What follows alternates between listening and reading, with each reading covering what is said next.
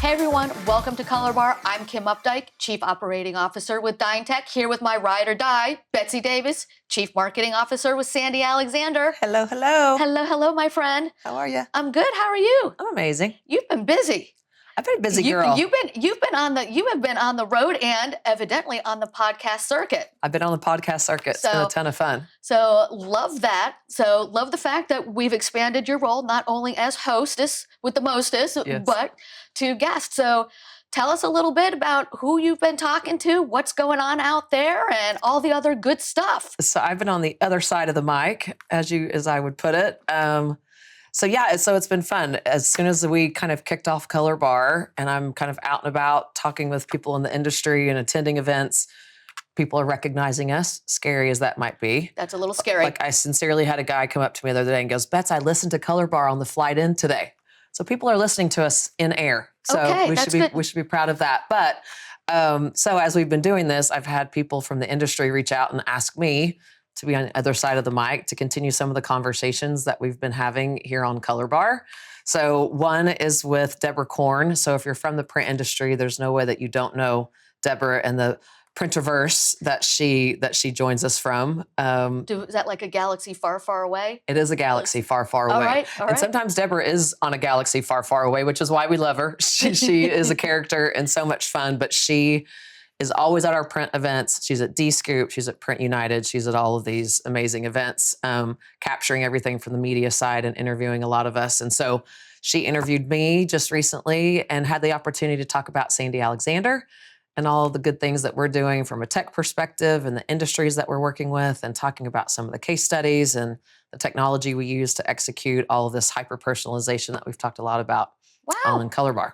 That's amazing. Yeah. All right. Well, I think we're taking a trip to the Printerverse. So, all right. We are. Let's tune in and check it out. Let's do it. All right.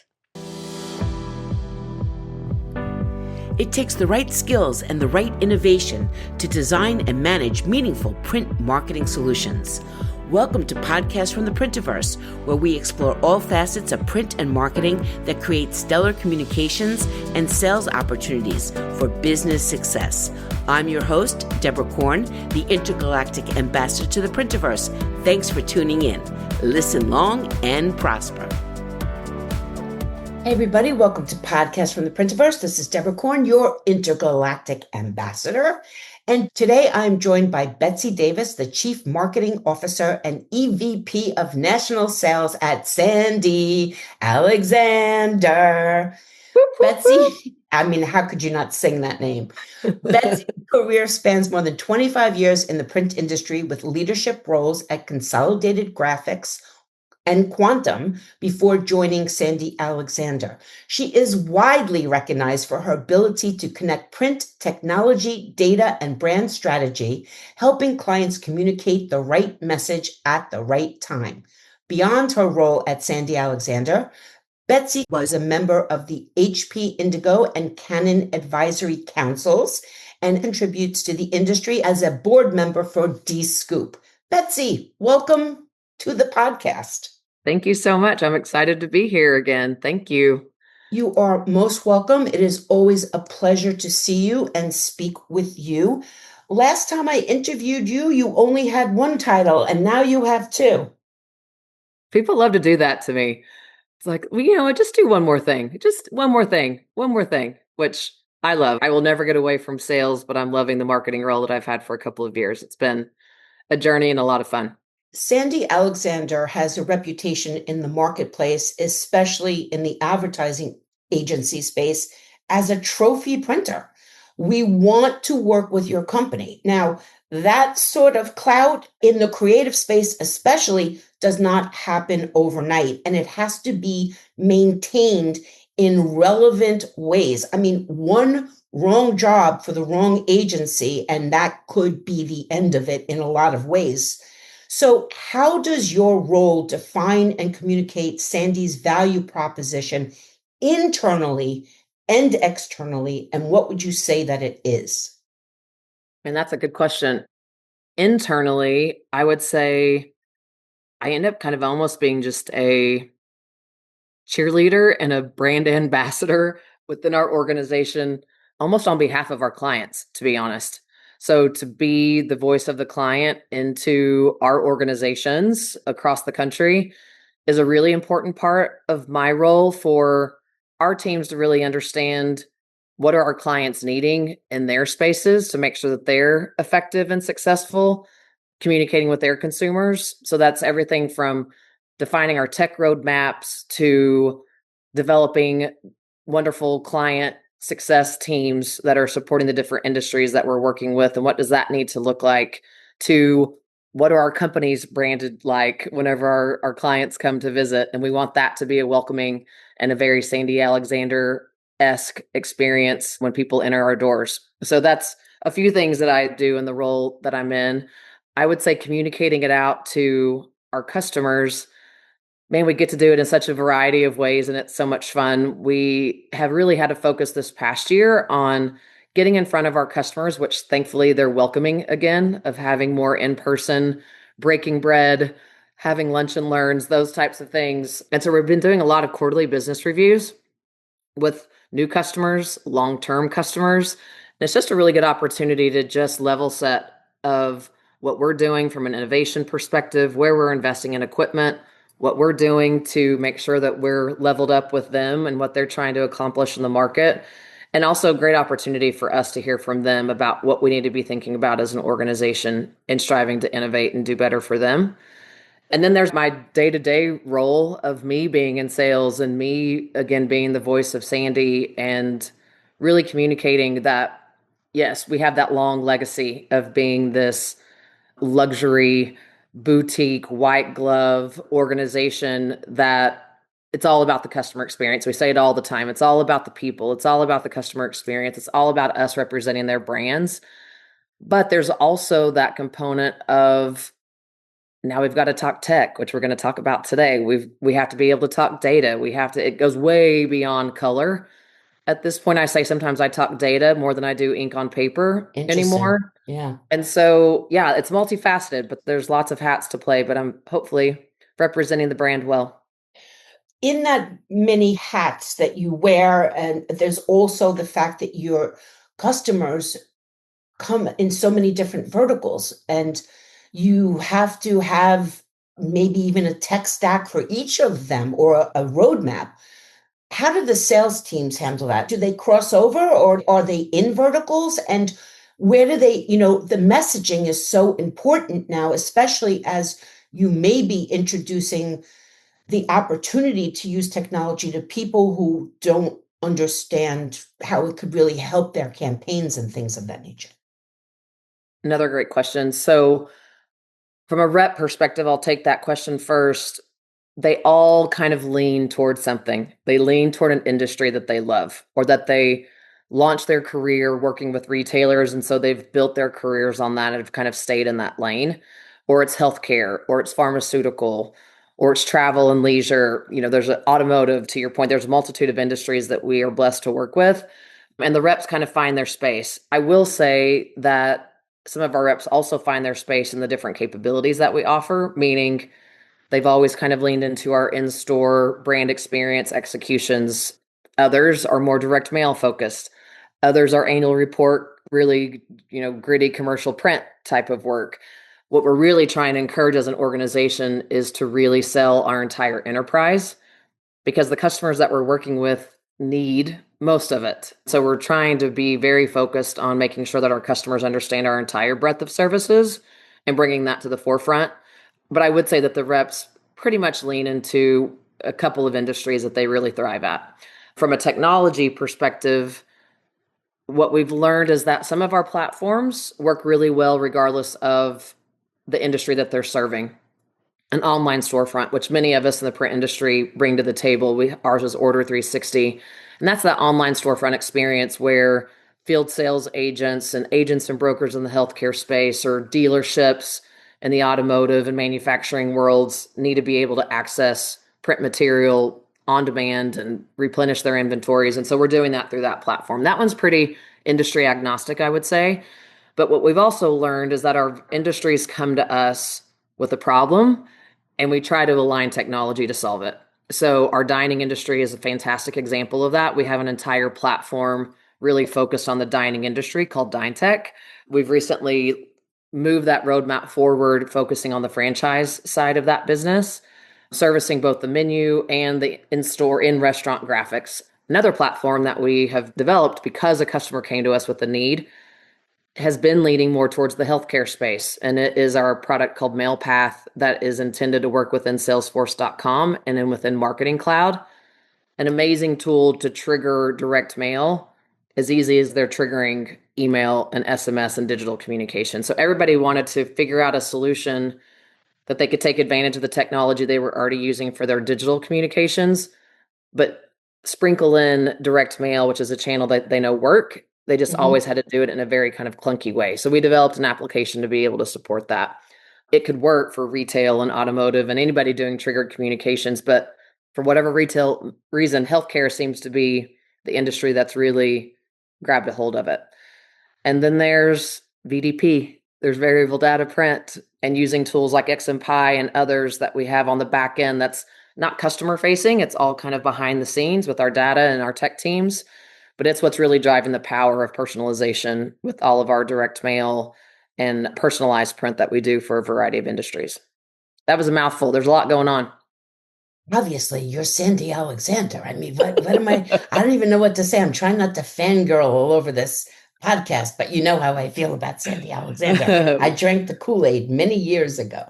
We appreciate it. When you have been around enough advertising agency people to understand how they pitch clients, they bring everybody with them. If you have a question about a media plan, oh, the director of media buying is sitting in that meeting. They do not go without a team that can answer all those questions. Is that how you pitch the agencies when you go to work with them and the brands? Do you pitch them the way they pitch? 1000%. It is a definite team approach. We try to have subject matter experts in some of those areas that I just got finished mentioning, that we don't have to go into a meeting and say, I'll be back and answer that in a week. So we try to come guns a-blazing with the talented team that we have behind us. So it could be somebody that really understands data. It could be a systems architect that is really understanding how do we integrate your operating platforms with our triggered, APIs that are triggering these communications. It could be somebody that really understands the dining business and understands what it means to manage all of the data that lives behind a menu that none of us think about when we're sitting down to have dinner. And now I mentioned before about the customer experience and how important that is to us. And one of the things that we've also learned is that first engagement with us when you become a new customer, how important that is. There's lots of moving parts and lots of people that you have to learn and engage with. And, it could be tapping 3 or 4 different areas of our business. And so now we have client success team members that are focused solely on new client onboarding and project management. And so we also have PMPs on staff that help manage those schedules and all the moving pieces on the client side and then with our side. Also a very kind of agency approach. But when it comes to selling, there's the people putting the presentations together and the people coming to do tech demos and subject matter experts on direct mail and store executions and sustainability, you name it. We try to bring that to the table. Printers who are part of print shops that might not be doing this. What I will tell you from the customer perspective is that when you walk in with a team of people who can answer any question you have, the first thing I think of is they care about me. Yeah. They care about making this a one-time, we can make decisions at this meeting. We might want to talk amongst ourselves, and we might have a few follow-up questions, but to your most excellent point, we'll send you that information next week in a packet. And meanwhile, I'm already printing with somebody else. I don't know who has time for that. So I figured that you did it, but I just wanted to make sure, especially with the breadth of your services, or I wouldn't even call them services. I would just call them opportunities. With the breadth of opportunities, I don't want someone who cannot speak tech to my IT person. Like, you don't want me talking to the IT person. You want me to go, Betsy, can you take that question, please? Yes. I would say this, listen, we know in this industry, there are a lot of smaller businesses that are excellent at what they do, and they may not have 100 people behind them, but I would just encourage those companies to at least have people behind you and make that dedicated stance on having some really focused individuals on the team that can really bring to the table that Yeah. expertise to your customers, because I mean, it really does make an impact. at minimal, someone who can talk data to somebody, because I think Talk that's data what and is tech. the, I mean, and security, data I've worked for security. smaller Yeah. organizations, and we always have had somebody that could Yeah. talk. Data and tech is really important at this point, for sure. If you look at the most successful campaigns that you have produced, how did the marriage of creativity and technology contribute? Mm. So we have taken kind of a different approach this year, which has been really fun. I said at the beginning of the year, if we want different, we have to do different. Oh, I love it. I know. And so we have been. And so we've now launched our own podcast, following in your wonderful footsteps. But we also have been doing some thought leadership virtual events that we've called Glimpse, kind of a pun into glimpse into the future, and trying to talk about innovation and things that we're seeing as trends in the industry. And so we've had a couple of those. And obviously there's tech involved with that. I mean, we're actually in a television studio basically that they've created for us when we're doing that. But we try to drink our own Kool-Aid as well and utilize print to be able to engage with the people that we're inviting to those events, but also utilizing the exact same technology that we're using for our customers when we're executing their highly personalized communications. And then you can't talk about anything. I say this all the time. You can't have a conversation without saying AI and using AI to support what we're trying to do from a marketing perspective. So for one of those, the theme was hyper personalization. And we leaned into the concept of a mixtape, which, we'll tell everybody how old we are, Deborah. When, we remember growing up, it really meant something Mom. when you got a mixtape Oh my from, God. a I friend or a love boyfriend or, mixtapes. whatever it is. Yes. You thought of it, but you spent all this time, creating this mixtape for your person. So we leaned into that. And so we had, to your point, all of the industries that we work with were invited to this event. So we used AI to create custom playlists for Deborah's mixtape. And so on the printed invitation that we sent to you, there was a barcode that you could scan that would actually take you to the Spotify playlist. And then AI helped us create the list of songs. And so for the automotive industry, it was Little Red Corvette and Don't Drive Over 55. For the fitness industry, it was Olivia Newton-John, Let's Get Physical. Those are examples of some of the Right. stuff that were on the playlist. So we had a lot of fun using AI, using XMpie to help us with the personalization, to do the VDP, and then doing what we do every day, which is use direct mail. People really dug it, and it was a great conversation and a lot of fun putting the campaign together. As they should. I mean, it literally, that piece alone says Sandy Alexander is part of the world we live in right now. Yeah. That's it. Yeah. I always try to say, when people like print is a dying industry, I'm like, no, it's an evolving industry. It's definitely a shrinking industry, but that's okay. The processes are antiquated. And that's why a lot of people think that printing is stop the presses, that guy from the movies. Yeah. Yeah. Yeah, so it's super important that print it's not a call to action of why are you using digital media? Print is, no, we're beyond that now. Now print is a supporting player in this movie. And you won an Oscar for that supporting role. Even if you only have 3 minutes of screen time, you're going to eat that screen for your 3 minutes. So we've spoken about personalization. You call it VDP. I mean, it's around the same customization, personalization. Now, it's not a new concept, but I often think it's misunderstood as a gimmick, even by the advertising agencies, and not as a strategic sales, marketing, education, and communication opportunity. How do you define personalization, and what is the climate for data discussions with customers these days? The climate is hot. I feel like that's a major conversation that we're having with a lot of customers. And I'm sorry, hot as in they're interested in it, or hot as, oh God, there's a lot of data privacy coming? no, hot because they're interested in it. It's a hot topic and they're trying to be smarter about it. So many of our customers have so much data. And so what do we do with it? How do we capitalize on this? But we actually talked about it in that glimpse event that I was talking about without having the creep factor come into play. Not acting like we know too much about you, but acting like we know you well enough that you know that we know you as a consumer.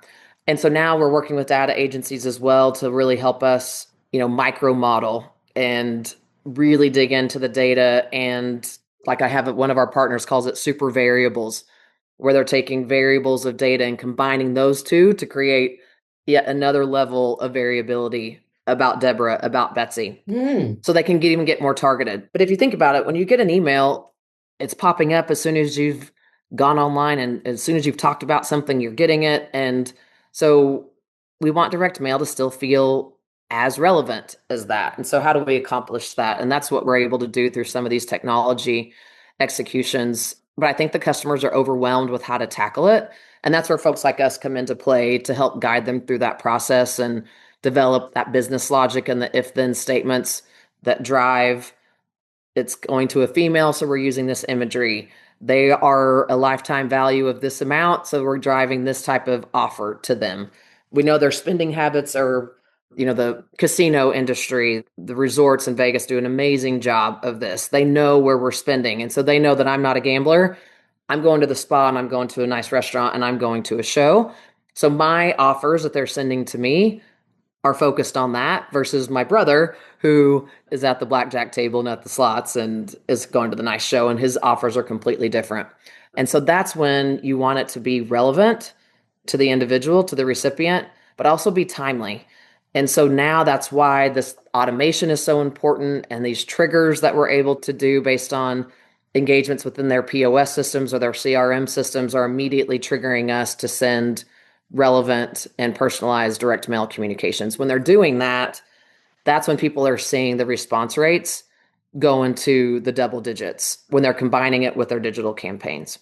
Do your customers share their results with you? They do not. And customers, listen to me, start sharing results with us. So I was giggling to myself. How's right? that? Yes. Everybody I talk to wishes our customers did that more with us. And I understand, they're. But you know how you know it's successful, Betsy? They come back for more. They come back for more. Yeah. But they'll never share that. I mean, we do. Well, I'm just saying the customers don't really share it. I would say you know the stats because you do it for your own company. So you know what you're triggering with responses from using your own, I call it getting high on your own supply, which is obviously what you do. I will say some customers are good about it, and we've been able to do some case studies. And one of those, I mentioned our MailPath technology. One of our healthcare customers used it for like gaps in care communication. And, they came back to us and said that they saw a lift of like they were getting a 13% response rate, which was, very different from the 2%, 1% that they were seeing when it was digital. Mm-hmm. I mean, that's incredible. I used to be at the advertising agency side, and we don't know the results either. We just know if they come back and they want another direct mail campaign, I guess a lot of people called or went on the website or bought something. Yeah. Listen, I just got finished with the conversation. I want to add to this really quickly. I literally, just before I joined you today, was on another conversation about the importance of tech on our side being able to really demonstrate attribution to direct mail. There's a lot of strides happening in that. And so there'll be more conversation around that as we head into the end of 2025, 2026, because it's important. The C-levels need to be able to see the data, and we have to be able to provide that. And so there's a lot of strides happening on the tech side to be able to show that direct mail is working and the attribution. And so everybody should just be on the lookout for more to come to support their efforts there. I agree with everything you say, Betsy, but the only personalization I see in my mailbox is really from my credit cards, my loyalty programs, and things of that nature. My name might be in it, but because I don't have anything else to compare it to, I don't know if it's variable data, which is another thing. Do you think that at some point it will trickle down to the local level? Right now, I think it's a national and regional level. Yeah, I think so. We just recently had a conversation on Colorbar about the pet industry. What's Colorbar? Colorbar is the Sandy Alexander podcast. Sorry. Oh, excellent. Yeah. And we were talking about the pet industry and what an amazing opportunity they have to get really personal, because people are obsessed with their pets, right? So if I were to get something that had Piper's name on it and it was her birthday month and it's like, go get Piper a treat for her birthday, I would die for, like, well, yeah, I would love that. And we see some of those companies doing that very thing. And so, employees and stuff will bring samples in and we'll get to like see it and experience it, which is great. But to your point around localization, what we're also seeing is retailers trying to send that mailing, but it's their local pet adoption company. It's their neighborhood retailer. This is your closest XYZ pet store.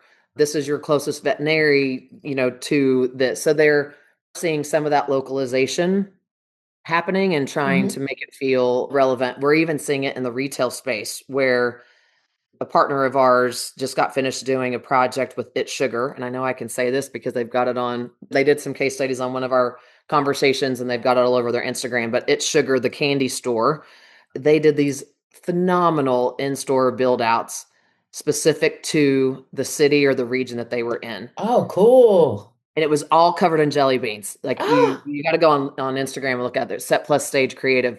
So they did one in Hawaii and it was an underwater theme in the It's Sugar store. And in Chicago, it was the bean and all of that. In New York City, it was, the Empire State Building. Another city, I can't remember, they did a whole Alice in Wonderland theme. And so anyway, so now this localization is happening. We also saw it with Aritzia, not a client of ours, but they partnered with local artists and had the same concept in their stores, but they used a local artist to execute it.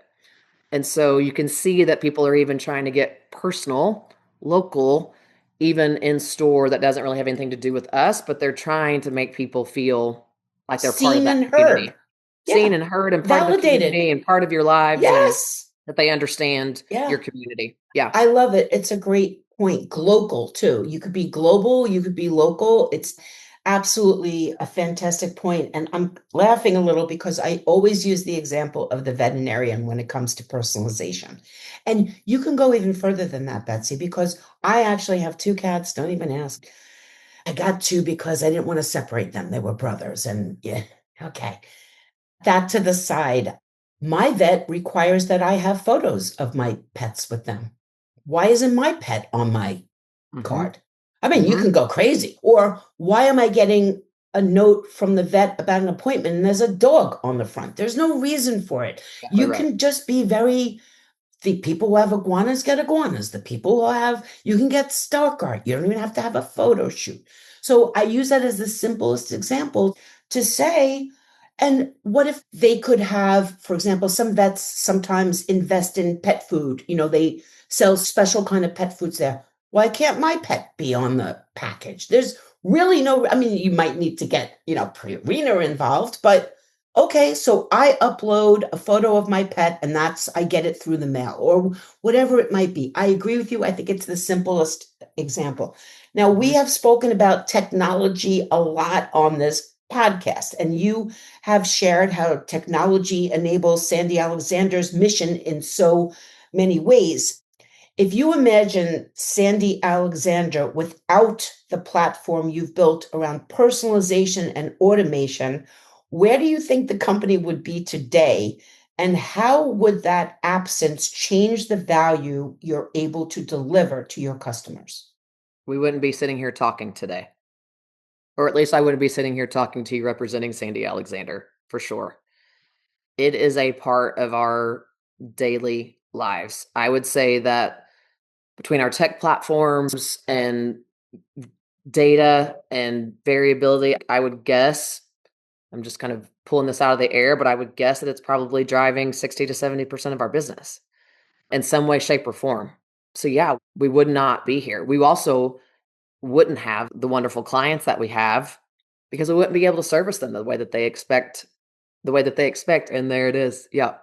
So now it's just part of our bloodline. It's just part of our DNA and will continue to be in big ways. I've said the term XMpie a couple of times throughout the podcast, and that's just a perfect example of a platform that has been part of our DNA for a really long time. And it's allowed us to service a lot of the industries that we've talked about as well. I mean, I think about the automotive industry. You were just talking about people doing it well and people not doing it. The automotive industry has been ahead of it for a really long time. Everything from you get a new car and you get a new owner welcome kit and it's your color of car and it's your VIN number and it's, you get it and you make sure everybody loves a new car, so you get all lit up about it. To your off lease programs, so they know 90 days, 60 days, 30 days, they know what you're driving, they know what you might want to buy next, they know what kind of financing you need. So the automotive industry does a really great job. XMpie is driving all of that. We're getting the data, but the XMpie tool is helping us create those intricate direct mail pieces. Another great example is I talked about the travel industry a moment ago with the resorts that we work with in Vegas, but another core industry are the cruise lines, and they do a beautiful job of it as well. So we were just recognized actually this year from XMpie for a super complex execution that we've done for one of the cruise lines that we work with.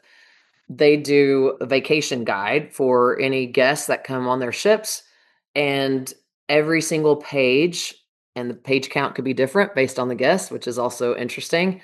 But it's everything from where their stateroom is on the ship to every excursion that they're on to the day that they come. It's their luggage tags. It's this moment. And their guests absolutely love it. They get it, 30 days before they depart. And they've talked about the fact that the guests just walk around the ship with it. And it's like their little diary that they go Yeah. to their entire trip. And so it took us at least 12 months to build that through integration with them and understanding all the business logic and rules and elevating that for them. So speaking of subject matter experts, we have a really talented team that do nothing but work inside that platform every single day. So that's just one example of a tool that we've had in our back pocket for years that continues to elevate as our customers are asking us to. And, that we just continue to use and continue to train our people to know how to work within. The thing that I love about XMpie is that it allows you to take what you're already doing for customers and then say, what else can we do? What else can we do? And when you think of the cruise lines, my God, the cruise people, they're like the cruise people. They're in it to win it, the cruise people. They really are. They're dedicated soldiers for sure. They love their cruises. And Yes.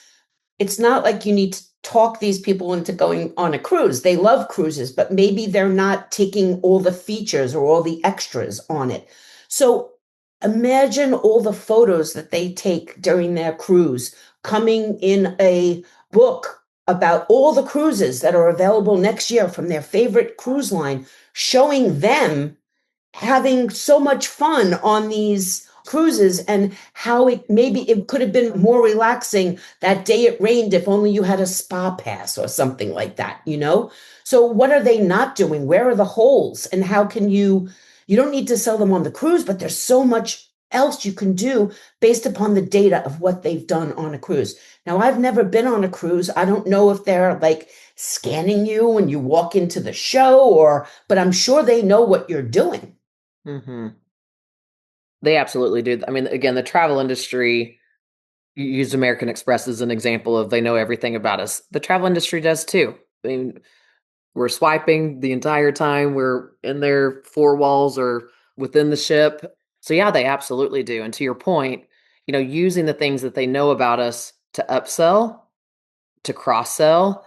I mean, it's exactly what the retail industry does, right? So we get online and you start to shop for something, and all of a sudden you see this recommendation at the bottom. Oh, other shoppers bought this. And of course, I, of course, go, oh, that sounds fantastic. Let me buy one more piece of clothing that I don't need. But well, at least you have to look, because if everyone else is doing it, at least I want to see. But that same concept that we're also accustomed to in a digital environment when we're shopping on Amazon or wherever it might be, it's that same logic that people need to recognize we can do in a print world in a very similar fashion.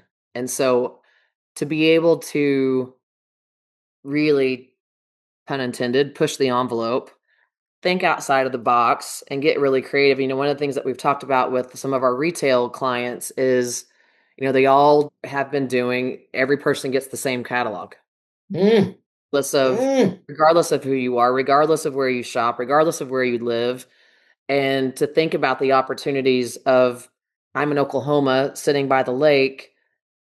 Why wouldn't a sports store send me things that are more focused on lake life versus somebody in Colorado that you would want to send them things that are focused on Right.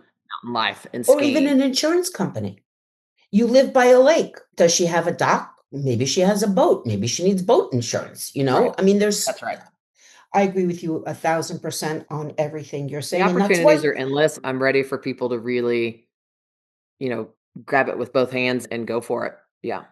I think this is the only way it's going. There's junk mail and there's marketing mail. There's useless information out in the world and there's relevant information out in the world. And that matters more and more every day as the Gen Zers enter the workplace in even more, moving up the ladder because, they just want authenticity and they want it to matter to them and they want to understand how it fits. They want to know more things than a typical consumer does. So, You made a great point, and I think we even have some white papers available about it. But that Gen Z and now Gen Alpha, we ran out of letters, so now we're Gen Alphaing it. But I mean, statistics show and all the studies show that they love direct mail.